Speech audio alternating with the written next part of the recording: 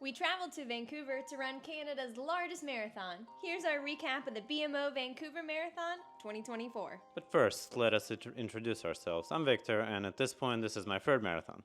I'm Britni. At this point, it was my first marathon.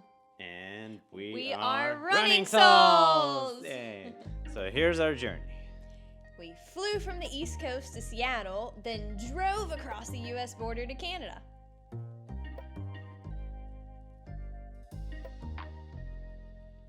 First stop was the Expo.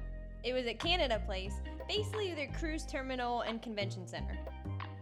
We got our numbers, walked around the floor, socialized, met different vendors. Brooks was the main sponsor. We bought some swag, especially since it was my first marathon. You just have to.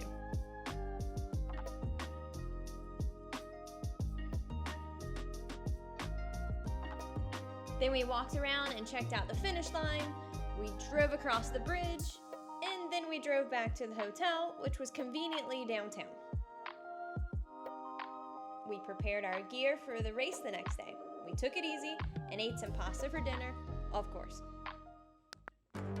Race day! The race finished downtown, but we had to take a quick subway to the start. It was clean and quite easy to use. It started at Queen Elizabeth Park. The weather was a crisp 47 degrees Fahrenheit. We got a solid 3 miles in to warm up with walking and running before we even started. We had to split up, and I was nervous. There was almost 7,000 participants in this race. And we're off. It was actually live streamed on YouTube, so friends and family can watch us online, and some of them actually did. The course itself was very technical, with lots of elevation change, with very long downhill right off the bat, almost 5 miles, which could have put a lot of strain on your quad muscles. And I can attest that they did. This is the bridge going into mile 19/20 that got me. Then we made it to the seawall around Stanley Park. It was the last 6 miles, the most flat 6 miles, and the most scenic 6 miles. Here's kilometer 36 passing under the Lions Gate Bridge. Finally, the finish line. The crowd was actually very, very electric and super supportive for the last mile. And here's me crossing the finish line at 2 hours, 50 minutes, and 51 seconds. That is an average about 6 minutes, 28 seconds per mile.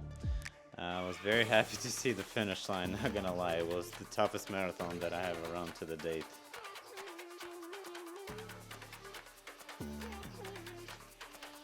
And here's me crossing the finish line at 4 hours, 24 minutes, and some change. Sadly, it was nearly an hour slower than my goal. I crashed and burned around mile 20, but honestly, I know that everybody's goal for their first marathon going forward should just be to finish. I was really proud of the 20 miles though, and I didn't let it get me down. All right, we're here in Stanley Park in beautiful Vancouver, British Columbia. We just ran a marathon about 48 hours ago, and it was Britni's first marathon. It was, I made it. I ran for 20 miles, and then after that bridge, coming downhill, hip flexors gave out, and I had to walk. But So- what do you think your overall experience It was by great. doing your first race? Yeah, I mean, I'm 48 hours later, I'm not saying I don't want to do another one. I really want to redeem myself.